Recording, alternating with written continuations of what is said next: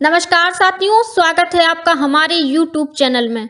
आप छत्तीसगढ़ की किस जगह से हमारे समाचार सुन रहे हैं, कृपया कमेंट बॉक्स में लिखकर हमें जरूर बताएं। रायपुर से प्रस्तुत हैं छत्तीसगढ़ के प्रादेशिक समाचार। समाचारों के साथ मैं रजनी शुक्ला। पहले मुख्य समाचार। आज बजट पूर्व बैठक में हिस्सा लेंगे छत्तीसगढ़ के मुख्यमंत्री भूपेश बघेल। 1 और 2 दिसंबर को होने वाले राज्य विधानसभा के विशेष सत्र में आरक्षण से संबंधित संशोधन विधेयक पेश किया जाएगा।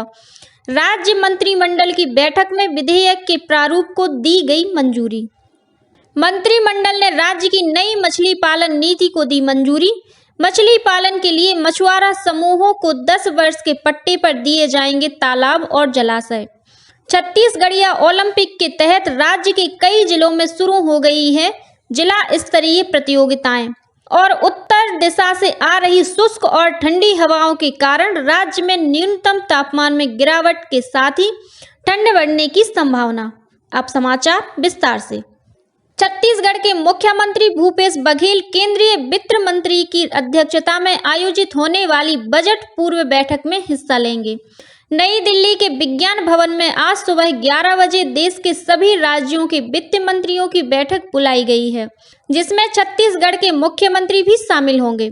मुख्यमंत्री भूपेश बघेल राज्य हित से जुड़े आर्थिक मुद्दों पर अपने प्रस्ताव रखेंगे। छत्तीसगढ़ में आरक्षण को लेकर राज्य सरकार आगामी 1 और 2 दिसंबर को होने वाले विधानसभा के विशेष सत्र में संशोधन विधेयक पेश करेगी। इस संशोधन विधेयक के प्रारूप को कल मुख्यमंत्री भूपेश बघेल की अध्यक्षता में रायपुर में हुई राज्य मंत्रिमंडल की बैठक में मंजूरी दी गई। इस संशोधन विधेयक में अनुसूचित जनजाति के लिए 32%, अनुसूचित जाति के लिए 13% और अन्य पिछड़ा वर्ग के लिए 27% आरक्षण के साथ ही आर्थिक रूप से कमजोर वर्गों के लिए 4% आरक्षण का प्रावधान किया गया है। साथ ही शैक्षणिक संस्थाओं में प्रवेश से संबंधित आरक्षण संशोधन विधेयक के प्रस्ताव का भी अनुमोदन किया गया।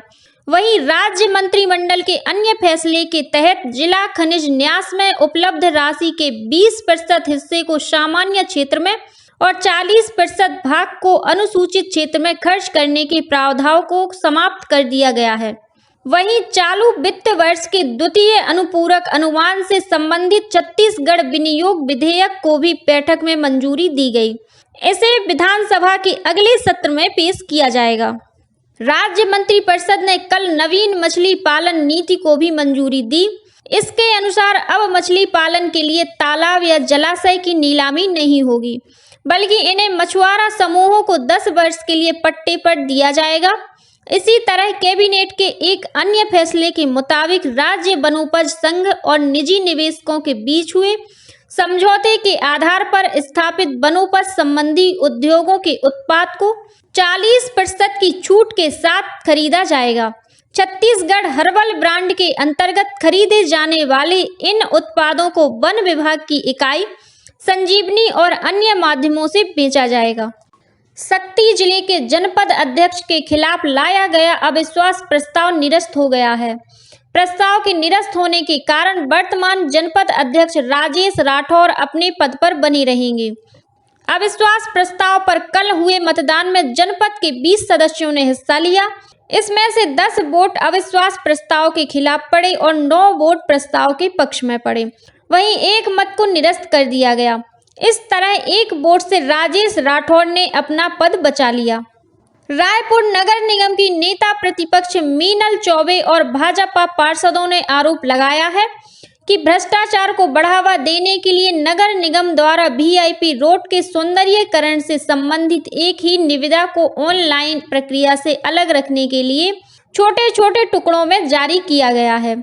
रायपुर में पत्रकारों से चर्चा करते हुए मीनल चौबे और भाजपा के वरिष्ठ पार्षद सूर्यकांत राठौर सहित अन्य सदस्यों ने आरोप लगाया कि करीब 2 करोड़ रुपए के निर्माण कार्य को ऑनलाइन प्रक्रिया से बचाने के लिए 12 टुकड़ों में जारी किया गया है। भाजपा नेताओं ने आशंका जताई कि छोटी छोटी निविदा जारी करने से भ्रष्टाचार को बढ़ावा मिल सकता है। भाजपा नेताओं ने इस प्रक्रिया में टेंडर के निर्धारित नियमों की अवहेलना करने का आरोप भी लगाया। भाजपा पार्षद दल द्वारा इस मामले की शिकायत आर्थिक अपराध अन्वेषण शाखा में कराई जा रही है। राज्य स्तरीय रामायण मंडली प्रतियोगिता का आयोजन इस वर्ष गरियाबंद जिले अंतर्गत राजिम में 16 से 18 फरवरी 2023 तक किया जाएगा। इसमें प्रथम, द्वितीय एवं तृतीय स्थान प्राप्त विजेता दलों को क्रमशः 5 लाख रुपए, 3 लाख रुपए तथा 2 लाख रुपए की पुरस्कार राशि प्रदान की जाएगी। इस तारतम्य में वर्ष 2022-23 की प्रतियोगिता के प्रथम चरण के अंतर्गत जिले के प्रत्येक ग्राम पंचायत में 25 नवंबर से 15 दिसंबर तक प्रतियोगिता का आयोजन किया जाना है। इसी तरह जनपद पंचायत स्तरीय प्रतियोगिता 5 फरवरी से 25 जनवरी के बीच और जिला स्तरीय प्रतियोगिता 27 जनवरी से 3 फरवरी तक आयोजित कर जिला स्तरीय विजेता रामायण मंडली का चयन किया जाना है। भारतीय जनता युवा मोर्चा की मुंगेली इकाई ने भानु प्रतापपुर उपचुनाव में भाजपा प्रत्याशी ब्रह्मानंद नेताम पर कांग्रेस द्वारा लगाए गए आरोप के विरोध में प्रदर्शन किया।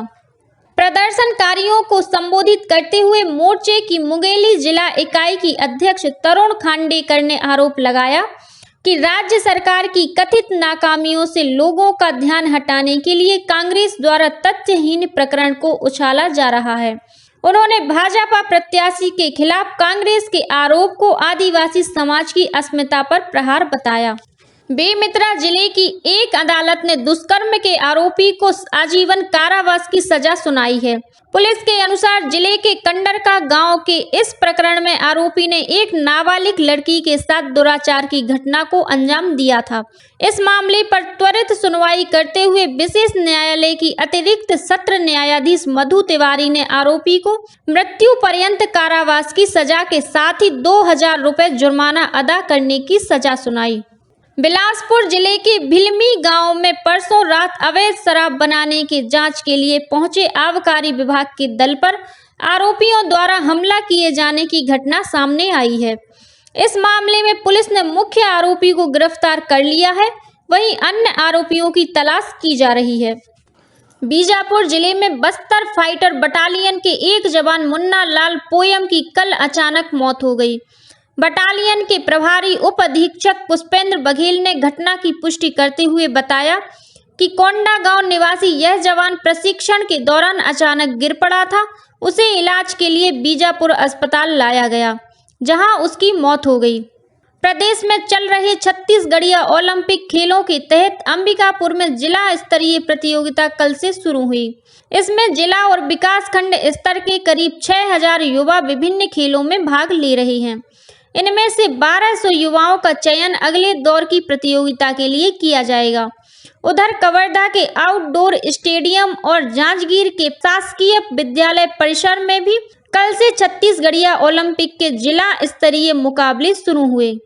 उत्तर पूर्व रेलवे द्वारा दुर्ग छपरा सारनाथ एक्सप्रेस का परिचालन आगामी 1 दिसंबर से अगले वर्ष 28 फरवरी तक कुछ तिथियों में रद्द किया जाएगा।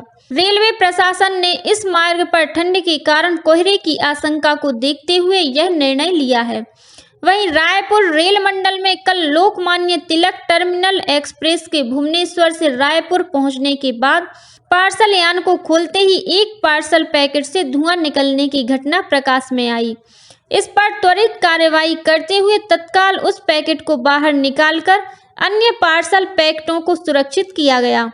रेलवे प्रबंधन द्वारा इस घटना की जांच की जा रही है। और अब पेश है मौसम का हाल।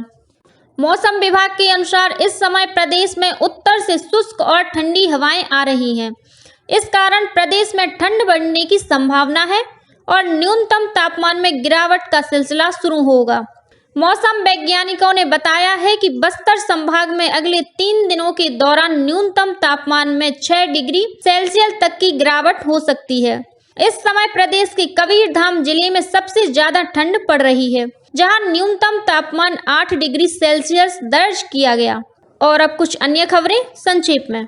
राज्यपाल अनुसुईया उइके आज रायपुर के प्रधान महालेखाकार कार्यालय में नियंत्रक और महालेखा परीक्षक के संप्रेक्षण सप्ताह कार्यक्रम में शामिल होंगी।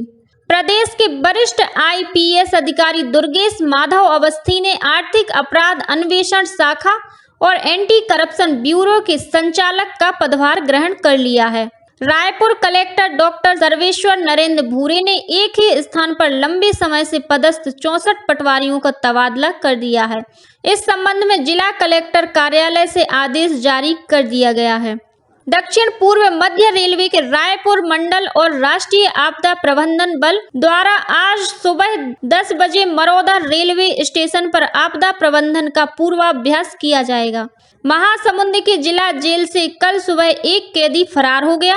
इस घटना के बाद जेल के मुख्य प्रहरी को तत्काल प्रभाव से निलंबित कर दिया गया है। जांजगीर चांपा जिले में कोरबी गांव के धान खरीदी केंद्र में गड़बड़ी पाए जाने पर 2 कर्मचारियों को निलंबित कर इस प्रकरण में FIR भी दर्ज की गई है। कोरबा कलेक्टर संजीव झा ने गौठान निरीक्षण के दौरान बर्मी कंपोस्ट निर्माण में लापरवाही की शिकायत मिलने पर 2 अधिकारियों को कारण बताओ नोटिस जारी किया है।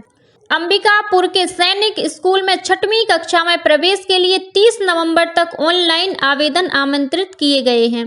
प्रवेश की पात्रता से संबंधित जानकारी राष्ट्रीय परीक्षा एजेंसी की वेबसाइट पर देखी जा सकती है। यह परीक्षा 8 जनवरी को निर्धारित केंद्रों पर होगी। जांजगीर चांपा जिले के रोजगार दफ्तर द्वारा मालखरौदा स्थित शासकीय ITI में आज पंजीयन शिविर लगाया जाएगा। बलौदा बाजार जिले के कसडोल क्षेत्र में जनपद अध्यक्ष के लिए उपचुनाव के दौरान कल रात 2 पक्षों के बीच विवाद हो गया। इस दौरान पूर्व नगर पंचायत अध्यक्ष और जनपद सदस्य योगेश बंजारे चाकू के वार से घायल हो गए। पुलिस मामले की जांच कर रही है। दुर्ग जिले के भिलाई में पुलिस ने चिट फंड कंपनी के जरिए लोगों से ठगी करने के मामले में 2 आरोपियों को गिरफ्तार किया है।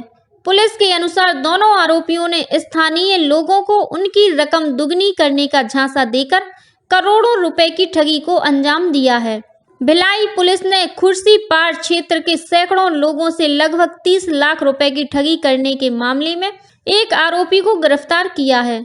यह आरोपी आत्मानंद स्कूल में नौकरी लगवाने और बैंक से कर्ज दिलाने सहित अन्य कार्यों के नाम पर प्रलोभन देकर लोगों से ठगी कर रहा था। रायपुर बिलासपुर मार्ग पर डेंटल कॉलेज के पास कल देर रात एक कार के पलट जाने से इसमें सवार एक व्यक्ति की मौत हो गई। वहीं 4 अन्य लोग घायल हो गए हैं। सभी घायलों को बिलासपुर के सिम्स अस्पताल में भर्ती कराया गया है। जांजगीर चांपा जिले के भैंसों गांव में फसल काटने गए 6 किसान मधुमक्खी के हमले में घायल हो गए। इनमें से 2 की हालत गंभीर बताई गई है। सभी घायलों को पामगढ़ अस्पताल में भर्ती कराया गया है। महासमुंद जिले के टेमरी नाका में पुलिस ने जांच के दौरान एक वाहन को जब्त कर उसमें से करीब 65 किलो गांजा बरामद किया है। इसकी कीमत लगभग 13 लाख रुपए बताई गई है। इस मामले में पुलिस ने एक आरोपी को गिरफ्तार भी किया है। और जांजगीर चांपा जिले के भिलौनी गांव में पुलिस ने एक पिकअप वाहन की जांच के दौरान इसमें अवैध रूप से लाए जा रहे 60 बोरी धान को जब्त कर लिया है। इसी के साथ छत्तीसगढ़ के समाचारों का ये बुलेटिन समाप्त हुआ।